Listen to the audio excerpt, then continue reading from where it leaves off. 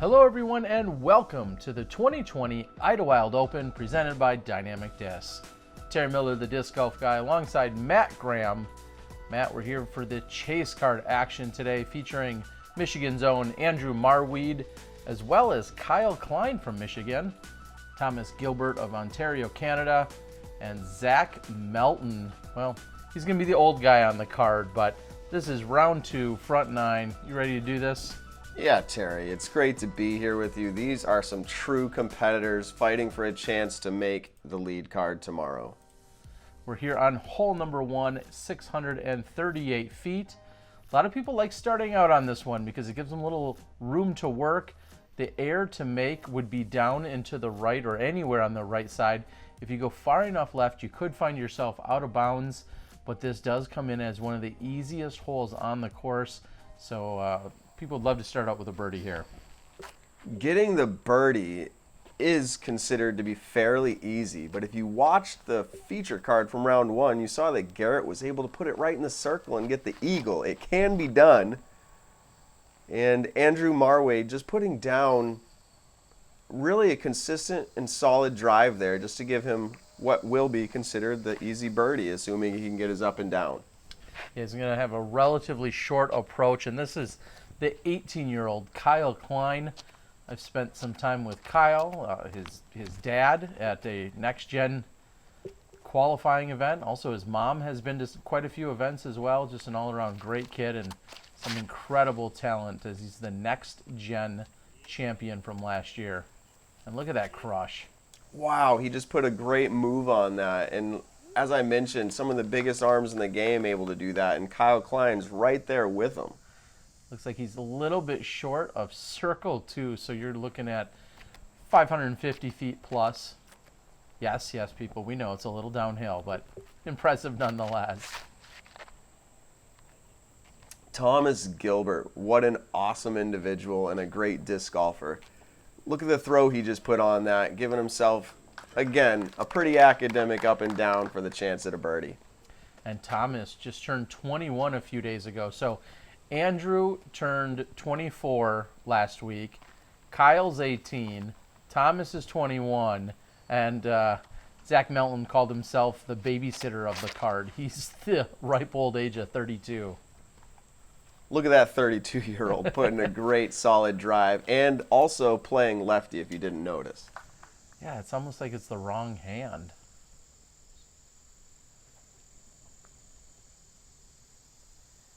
And anytime you're looking at a 638-foot hole, to have just a standstill approach or, even better, a long jumper means you put the move on that original drive.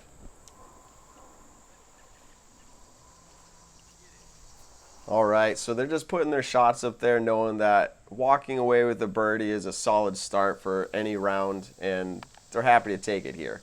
Yeah, they're both right next to the basket. Kyle actually has a look at eagle, and you got to give him a little bit of credit there. Looks like he decided, you know what, I'm not going to get too greedy. I'm just going to walk away with a tap-in birdie. There's a time and place for everything, and as you mentioned, holding back there, knowing that it's not the time or place yet. That elevated basket could bite you real quick if something gets away from you. So, solid opening hole here as we move over to hole number two. This is an additional par four, just like we saw on hole one. This is 601 feet. Comes in as the fourth most difficult. Anything landing right about here is considered to be a good shot. Then you have to throw over this pond area that kind of jets out, and then you're playing to a very sloped green to this basket that was pushed back a few years ago. Apparently the course designers wanted to push that hole back for quite a while, but because there was two designers, they couldn't agree on it. But this was the time and the place. As I mentioned, those two things come together to make an excellent opportunity here for the players to show off a little bit. Freddie and Bob apparently having a difference in opinion, I think is what you're telling me. Yeah. That looks a little low out of Kyle's hand. So we continue to see solid forehand play off of this hole here, and Thomas really just showing again that the forehand really sets you up really nicely for that birdie opportunity.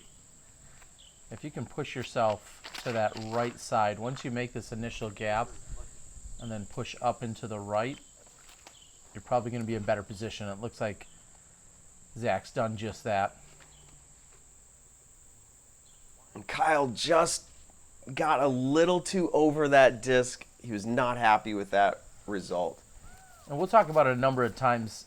Your footing can be so crucial here. You saw Zach had a relatively flat run up, whereas Kyle was actually walking uphill and trying to throw it. So he may have overcompensated at some point, and that's what helped turn that one over. Some of these placement shots are because of experience, and some of it's because of luck.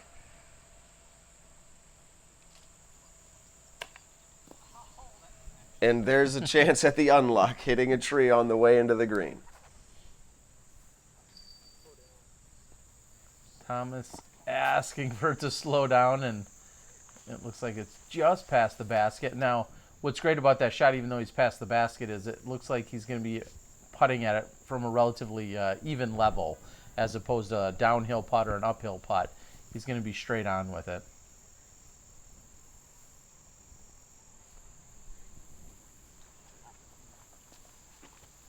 Just a nice touch forehand there. Obviously OB with the water in the background, but just knowing his strength, how hard to throw it, and to get it to check up and just nestle softly near the basket.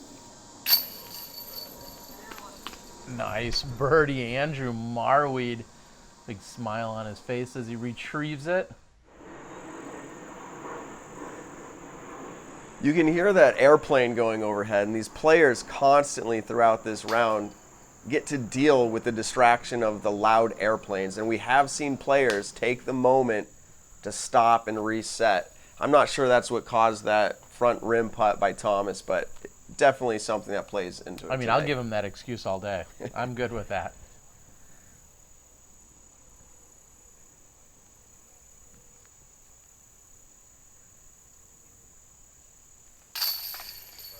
And he'll walk away with a solid par. Interesting fact about the nearby airport, it's actually technically in Cincinnati, Ohio, is they own the property that we're currently playing on right here.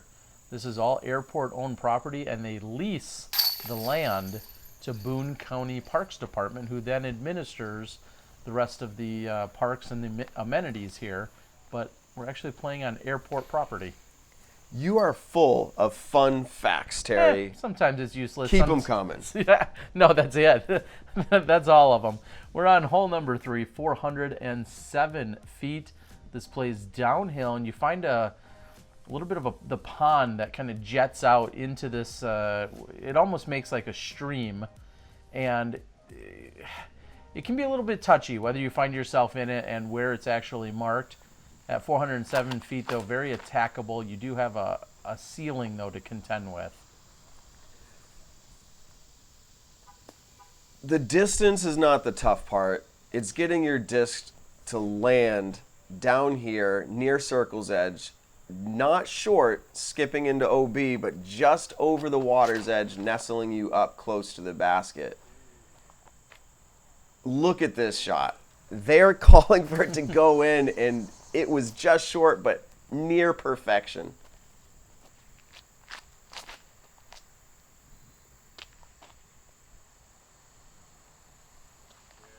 Kyle, I'm guessing, throwing a fairway driver at most at it, going just a bit deep.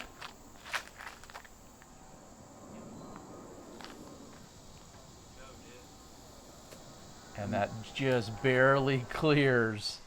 These 4 shots on this card to get at or near circle 1 is just totally impressive. There can't be that many cards or players who are doing this regularly throughout their rounds. And Marwede just off the top of the basket. This does average 2.99 with 24% of the field taking birdies here. Oh, he wants that one back for sure. Look at him looking in disbelief at his missed putt. Yeah, and what I think I heard a moment ago is maybe a car or something. that this is kind of near the road, so as some people are coming into the park or a portion of the park, and you see it there just beyond Kyle, sometimes you get a little roadway traffic that leaks through there. Great putt out of Kyle. I mean, he put himself there, gave him a great opportunity. He needed to execute it, and he did exactly that. He's starting out pretty strong here on this round number 2. And incredible to see Kyle at such a young age, along with so many of these other players, but this is his first year of touring, his first year of playing really big events week in and week out, and he's sitting on the chase card at a Pro Tour event. Just incredible. Yeah, it's totally impressive to maintain composure and to know that you should be here on this chase card is just totally an awesome experience that he is going to continue just to grow off of.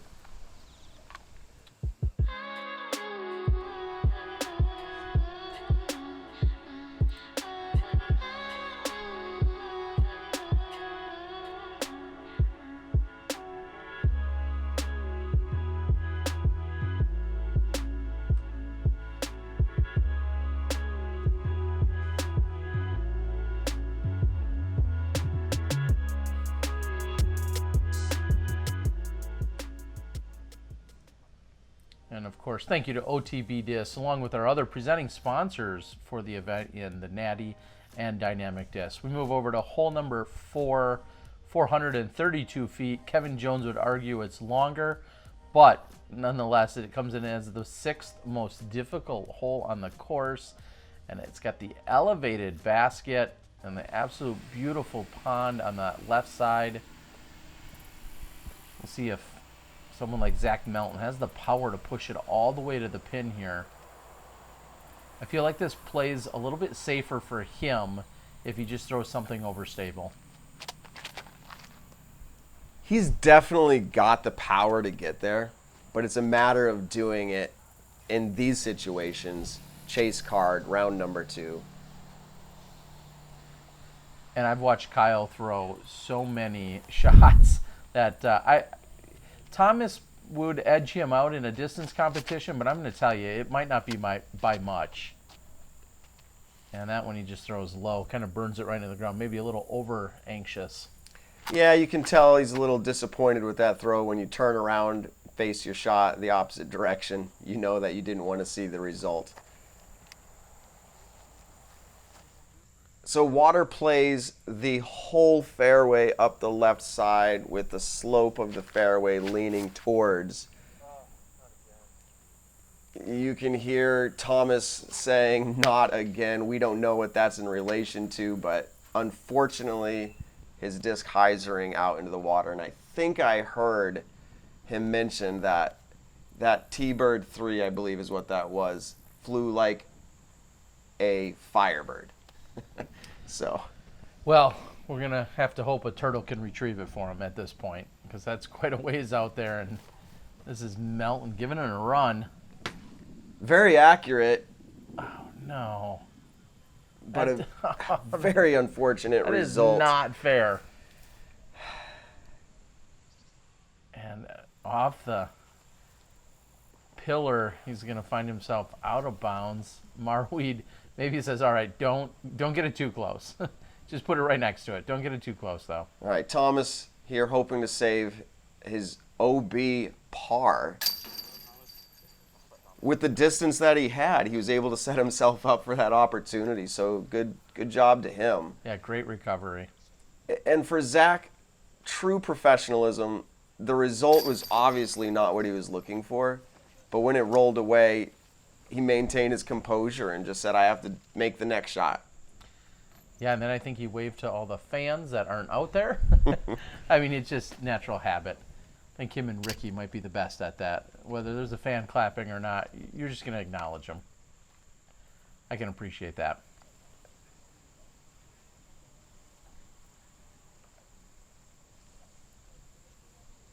I've noticed that Kyle, almost before every single shot, reaches down, and whether he touches a dirt patch or a little bit of maybe the grass, maybe there's a little moisture, he's looking for something to make his hands grip feel exactly the way that he wants. But you will notice that throughout the whole round. So keep an eye on Kyle. He's always bending down, touching the ground. I see the natty representing on that basket. We move over to hole number 5, and if I would say anyone voted, as their favorite hole on the front 9, it seemed like 5 continued to be the answer. 555 feet. You got to get to that tree that we just saw on the right, and that's your best chance to even have a look at attacking the green. Some people are a little scared to do that, understandably. It is the 13th most difficult hole, averaging 3.92. Kyle's got the box, and this is a beautiful looking forehand. Forehand seems to be what would be a mix between aggressive and good results. Whether you make it through the trees or not is up to the tree gods. But the forehand seems to be the shot that's going to put you most consistently where you'd like to be. Yeah, if you've got that kind of power. And you see Andrew's landing about 15, maybe 20 feet in front of Kyle's. Thomas, that sounded like a swear in Canadian. I'm not sure. Okay, maybe that's just a no. The red flag there showing that Thomas did land out of bounds, unfortunately. The shot that's really fun to watch is the backhand roller. But as a lefty, you're not going to see that shot come out. And, hey, I mentioned roller, and we get the backhand roller. So we want that to check up for him. And look at that. Checking up, getting the green flag. But that first shot is just the only first part of this hole. You have to make and execute another shot just right. And he cleared the green all the way to the other side, which they're asking right now, is that in bounds? Because can I go deep? Is that okay? Yeah, that's the OB that surrounds this putting green truly presents a challenge to these players where they decide whether they want to lay up short of the green or be aggressive and go for it like that, risking the chance that you might skip out of bounds. And Andrew with an awkward, kind of almost patent pending stance, plays a little tree as the backdrop there, as a backstop, I should say. So once again, we saw this in round 1, and you'll see this in lots of disc golf coverage, but professionals knowing the rules to take their meter relief off of any OB, and that's also away from the basket as much as it could be towards it. Zach didn't like his footing as much right up against the wall's edge, so he took his meter relief backwards. Gives him a little bit more room to move forward, and unfortunately he doesn't convert on it. A great putt there by Thomas. Interesting fact, there were 2 eagles on this hole during the first round, one by Ricky Wysocki and the other by Paul Ulibarri. And unfortunately, well, at least for our card, no eagles in any part of round number 2. So spoiler alert, if you're watching other coverage, no one eagles it. Great birdie, though, for Kyle.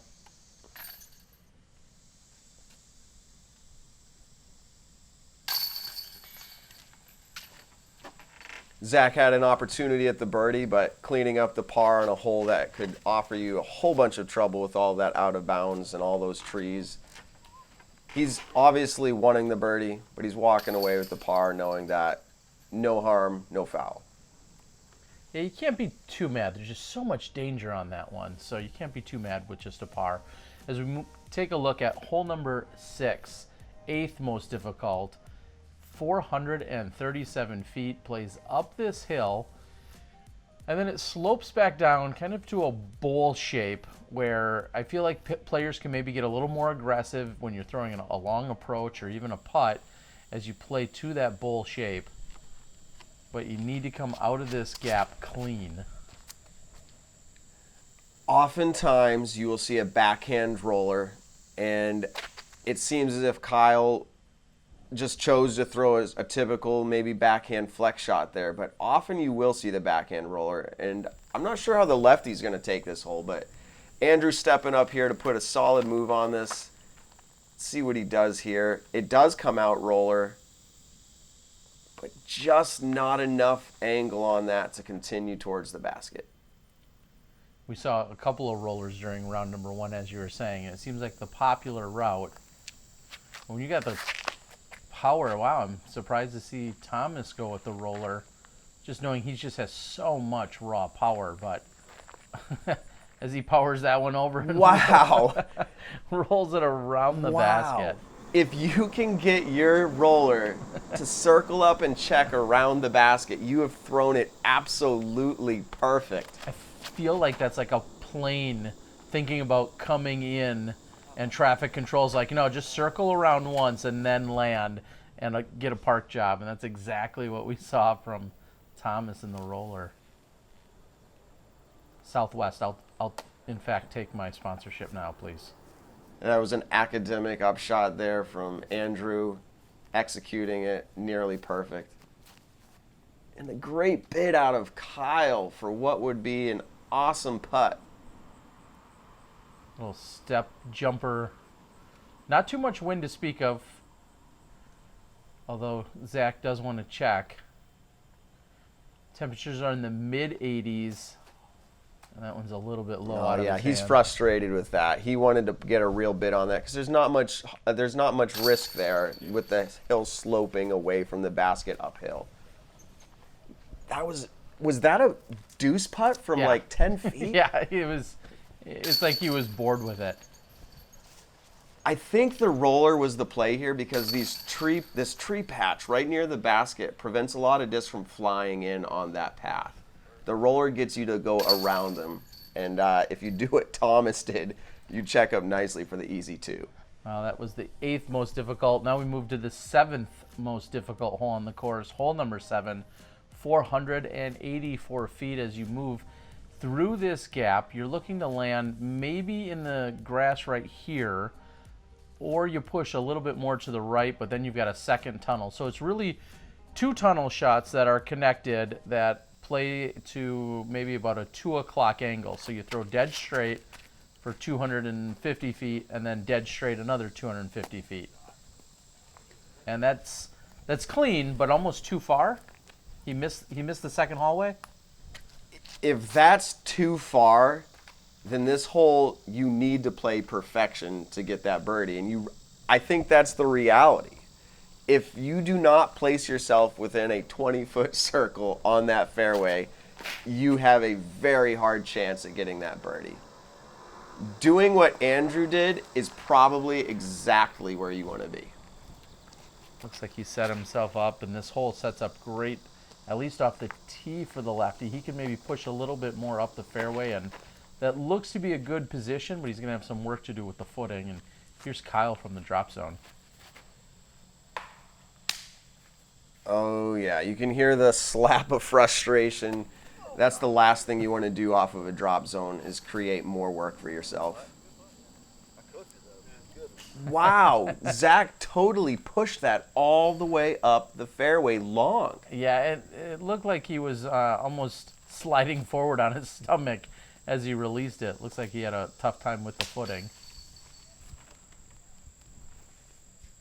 So this was the placement that I said Andrew set himself up with near perfection. Now, he had to use his forehand there, but that's exactly what you want to do is get yourself into circle 1 and have an easy chance at the birdie. And Thomas wasn't far off from what Andrew was. As you said, he went with a forehand there, and really, he just wasn't clean. Trying to give it a run.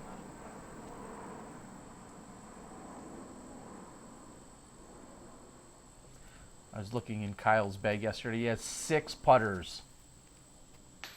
That wasn't the right one. He has 6 putters in the top of his putter pouch.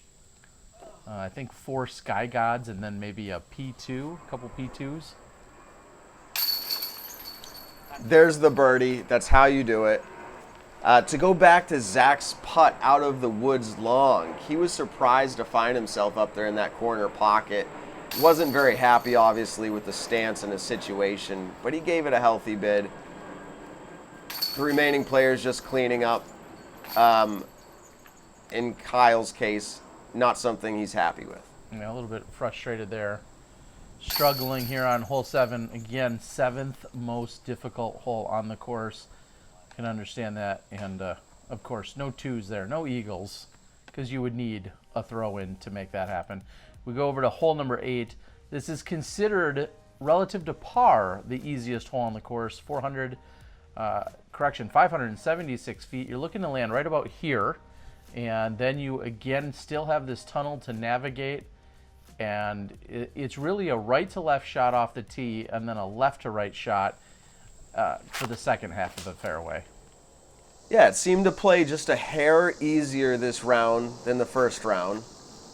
Maybe that's because the players figured out a little bit more of how they want to attack it. But typically for a right-hand player, you're going to see a flex forehand that pushes up the fairway as far as you can get it. Yeah, if you can throw a flex forehand with a little bit more height than that, then after it, you'd love to throw basically a stand-up forehand that just hyzers out to the pin.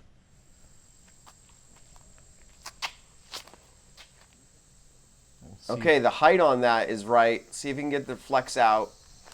And that's acceptable. That's going to give you a chance, fairly easy with that being a par 5. It's going to give you a chance to definitely work towards your birdie.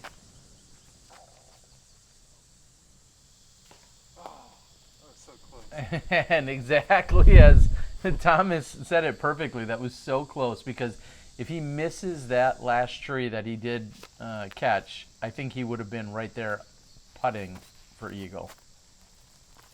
It's like a funnel. So picture the funnel. The fairway here in the middle is at its widest point, and every moment from the time you release it, it gets tighter and tighter, leading all the way up to the end of the funnel being the basket.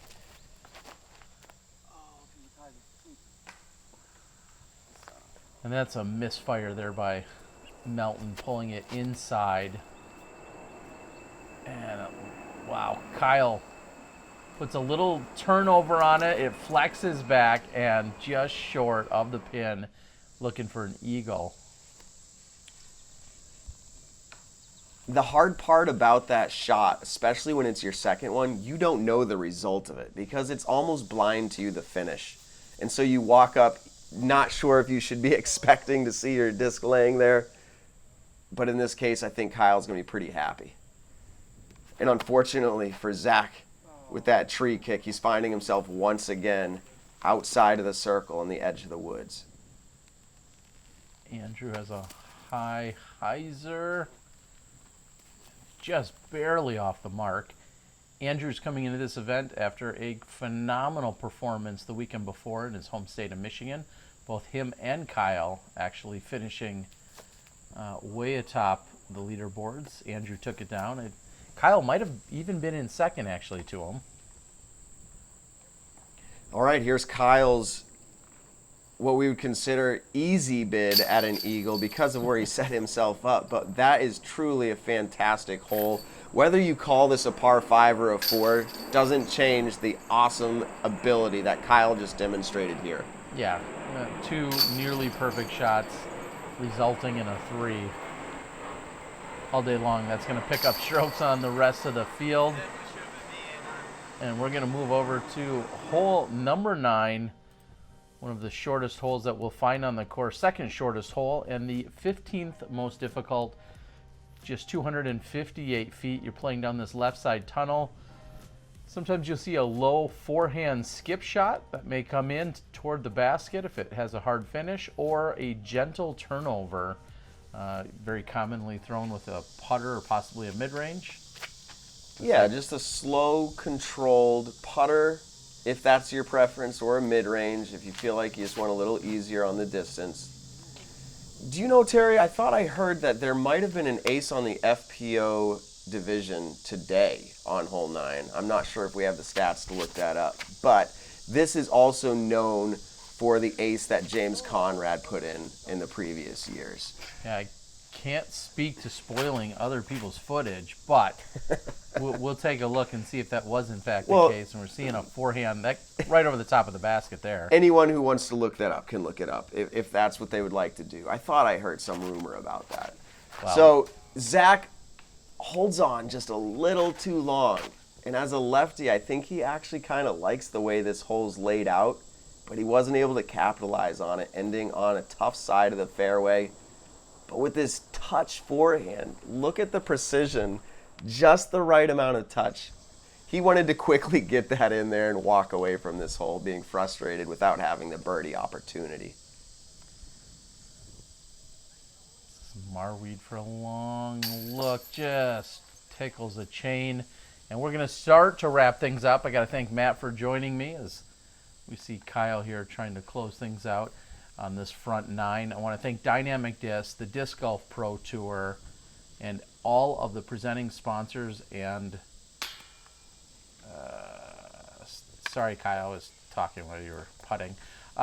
Just all of the presenting sponsors, including the Natty, and just really the supporting role or the supporting cast that's out here has just been incredible here in this crazy COVID situation as our Disc Golf Pro Tour is in the 6th event of 2020. Thanks to Matt for the commentary as well as the camera work and editing, along with my buddy Steve Held.